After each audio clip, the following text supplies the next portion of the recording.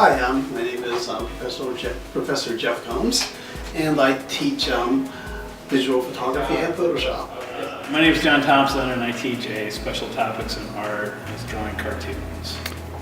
I'm Katharine Schmidt. I'm the head of the art department. I teach the foundation classes here, which would be drawing and painting, 2D design, and 3D design, and special topics as I'm able.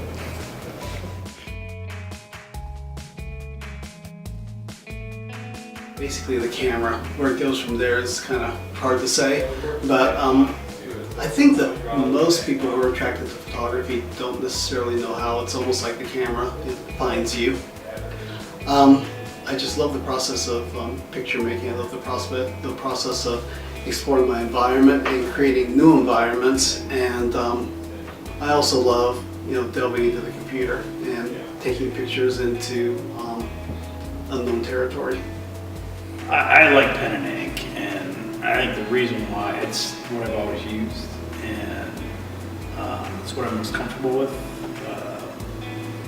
I just really like the effects that you get with pen and ink. So, I do a lot of washes too. So I think in my case, most of the work that I do is centered around reproduction. So nice, crisp, clean black and white line art is what I use.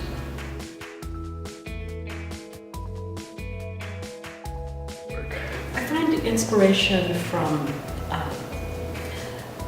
my historical favorites. I love Caravaggio and Pierre Bernard, who seem like polar opposites, but I find both of them very intriguing. Sometimes I find inspiration from contemporary artists, and believe it or not, from my students. Sometimes I see the start of an idea and that I want to push a little bit further on my own. So I hope that's inspiration and not theft. My biggest inspiration for the work for my work is in comics and cartooning. So I'm a huge fan of Jack Kirby. He co-created Fantastic Four, Hulk, Thor, the original X-Men. He basically had a hand in most of the early days of Marvel Comics. He also worked for DC, and he's been a pioneer in comics. He helped establish a lot of different genres.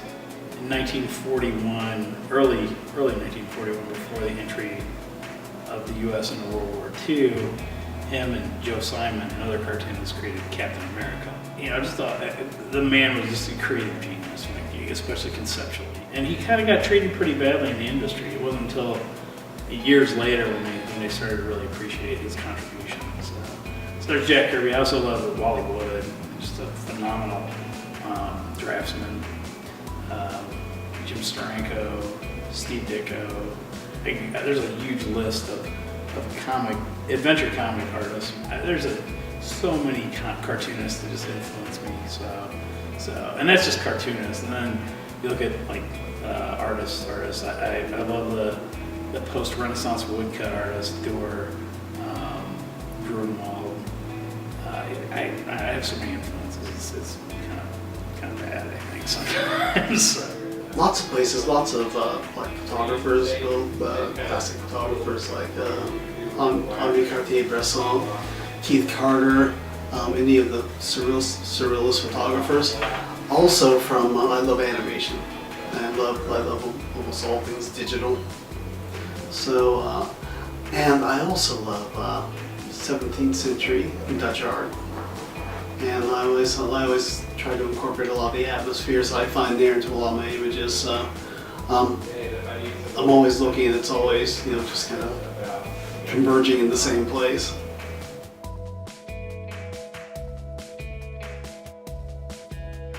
I'd like to know more about Photoshop. I think since the invention of Photoshop, the difference between photography and painting, the boundary has blurred completely.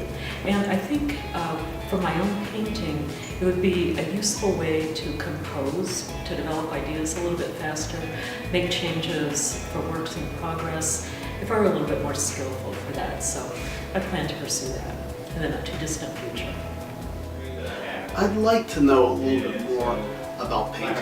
I'd like to incorporate a little bit more painterly things into my digital images. I mean, I probably wouldn't actually be painting on canvas, but I would like to know a little bit more about how I could incorporate that into my current digital work and digital photography. When I was in undergrad, I took a ceramics class, and I really love ceramics.